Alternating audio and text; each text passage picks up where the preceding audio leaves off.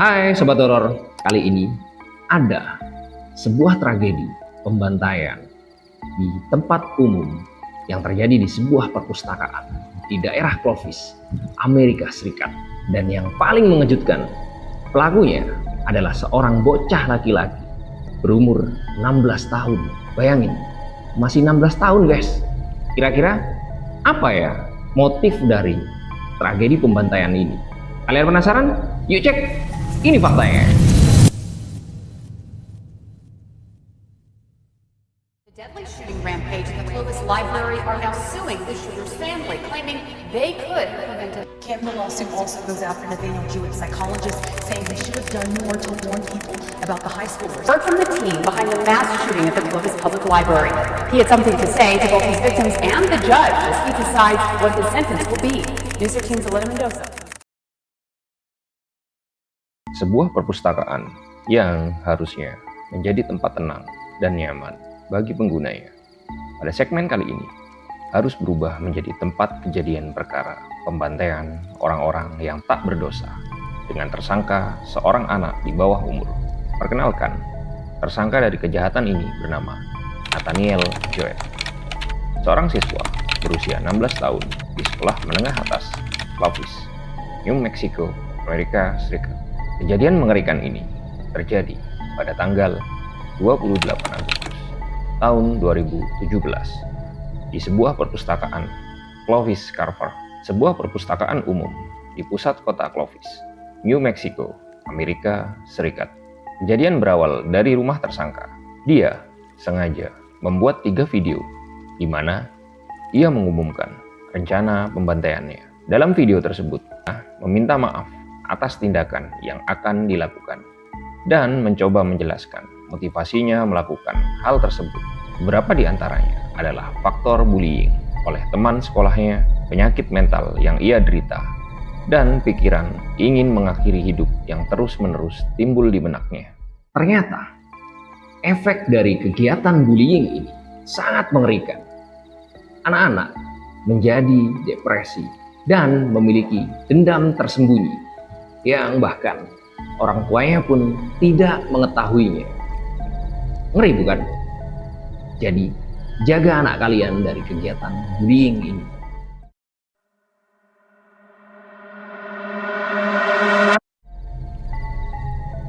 Pada awal video, terlihat tersangka memasuki perpustakaan pada pukul 4:15 sore hari. Pada hari Senin 28 Agustus tahun 2017.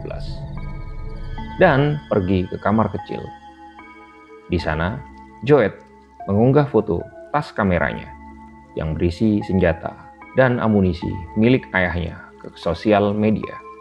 Foto yang diunggah itu juga menampilkan waktu 4:10 PM di atas foto aslinya. Keterangan yang dilampirkan pada foto tersebut berbunyi, ini dimulai tak lama setelah dia keluar dari kamar kecil. Dia mengeluarkan pistol Bersa Thunder 380 plus kaliber 380 dari tasnya dan mulai menembak secara random. Thunder 380 cocok untuk dibawa secara tersembunyi karena ukurannya yang kecil dan pelindung pelatuknya yang bundar. Pistol ini cukup populer di banyak negara Amerika Selatan, di mana kaliber 380 ACP seringkali merupakan peluru terkuat yang diizinkan untuk warga sipil. Pada saat penembakan, tidak jelas berapa banyak orang yang ada di perpustakaan, dan Jewett tampaknya menembak secara random saat orang-orang dan orang tua dengan anak-anak mencoba melarikan diri. Dalam rentang waktu 6 detik, Jewett dengan cepat melepaskan 14 peluru dari pistol kaliber 380 tanpa pandang bulu.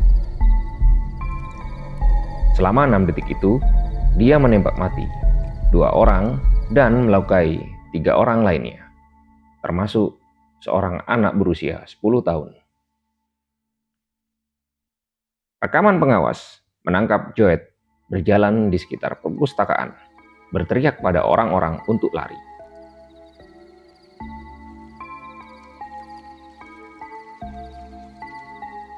Setelah dia melepaskan 14 peluru itu, akhirnya Joet meletakkan kembali pistol kaliber 380 ke dalam tas yang dibawanya dan mengeluarkan pistol Springfield HD kaliber 45.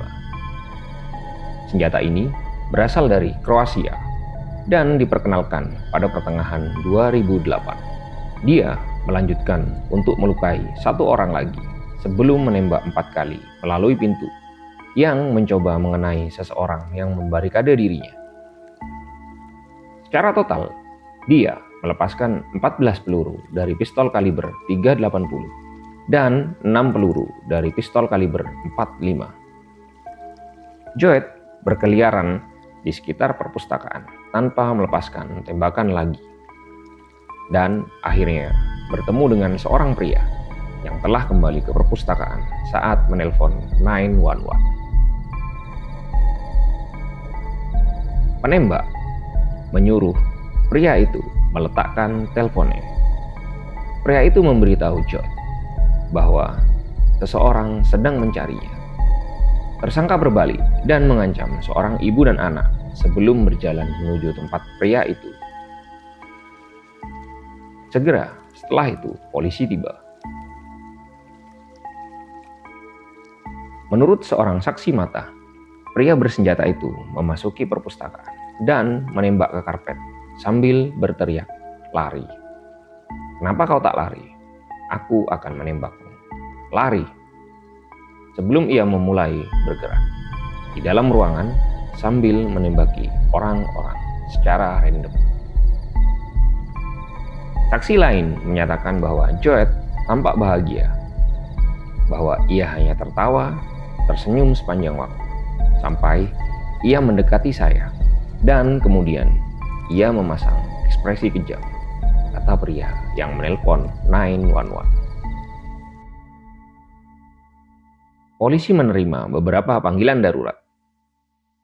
Sekitar 15 menit setelah panggilan pertama masuk, polisi menerima panggilan dari ayah Joet, yaitu memberitahu bahwa Joet telah mengambil senjata milik ayahnya dari brankas tempat senjata tersebut disimpan dan meninggalkan rumah. Tersangka langsung menyerahkan diri ketika polisi tiba. Dia tidak melawan saat tugas menangkapnya. Dia mengatakan kepada polisi bahwa dia sudah merencanakan serangan itu sejak lama. Akan tetapi, dia bermaksud menembaki sekolahannya sebelum akan melakukan bunuh diri.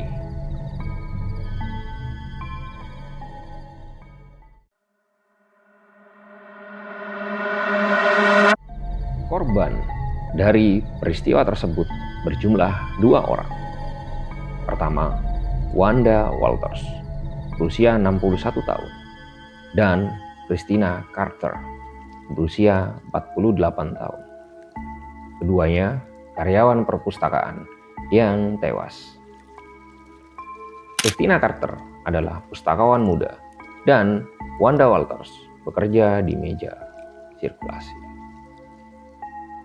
4 orang terluka yang diidentifikasi sebagai Howard Jones, 53 tahun, Jessica Thorne, 30 tahun, Alexis Molina, 20 tahun, dan Noah Molina, 10 tahun.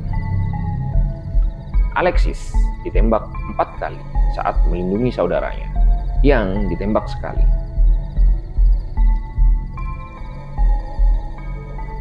Menurut stasiun radio publik KUNM, meskipun asosiasi pers biasanya tidak menggunakan nama-nama terdakwa di bawah umur, kali ini mereka memilih untuk menerbitkan nama Nathaniel Joet karena keseriusan kejahatan tersebut dan karena pihak berwenang sedang mencari saksi bagi orang dewasa.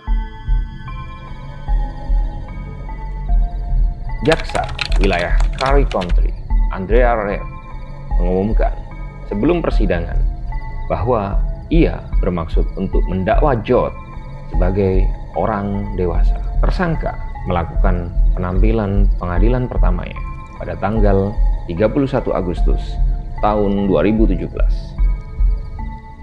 Jod didakwa pada tanggal 8 September 2017 atas 2 tuduhan pembunuhan tingkat pertama, 7 tuduhan penganiayaan anak, 4 tuduhan penyerangan berat, dan 20 tuduhan penyerangan dengan maksud untuk melakukan kejahatan kekerasan. Pada bulan April 2018, seorang hakim menolak permintaan pembelaan untuk memindahkan Jod dari penjara ke fasilitas perawatan remaja dan memerintahkan agar ia menjalani evaluasi dan penilaian mental sehingga kebutuhan kesehatan mentalnya dapat ditangani. Pada tanggal 17 Oktober tahun 2018, Jod mengakui bersalah atas penembakan tersebut. Pada tanggal 15 Februari tahun 2019, akhirnya Jod dijatuhi hukuman. 2 hukuman secara bersamaan, yaitu hukuman penjara seumur hidup dengan kemungkinan pembebasan bersyarat, ditambah dengan 40 tahun hukuman penjara. Saat ini, Jod berada di lembaga pemasyarakatan Lea Country. Berdasarkan hukuman aslinya, Jod akan memenuhi syarat untuk pembebasan bersyarat setelah menjalani hukuman 34 tahun. Berdasarkan Undang-Undang tahun 2023 yang membatasi hukuman seumur hidup untuk remaja, ia sekarang akan memenuhi syarat untuk pembebasan bersyarat setelah menjalani hukuman 25 tahun. Sampai dengan saat ini, setiap tanggal 28 Agustus diadakan sebuah tradisi Hari Peringatan Penembakan di Perpustakaan Clovis. Seorang anak yang harusnya fokus dalam kegiatan belajar pada segmen kali ini harus menjadi monster pembunuh untuk orang-orang random di sekitarnya. Alangkah baiknya kita sebagai orang tua dapat meluangkan waktu yang berkualitas bersama anak-anak kita agar anak-anak kita merasa nyaman untuk menjadikan kita sebagai orang tua tempat bercerita apa yang dia pendam dan dia alami. Inilah sepenggal kisah dari seorang anak yang menjadi monster pembunuh di tempat umum. Selanjutnya, kita akan menampilkan konten-konten seputar tentang kejadian kriminal di luar negeri yang tentunya menarik untuk kita sajikan. Bye.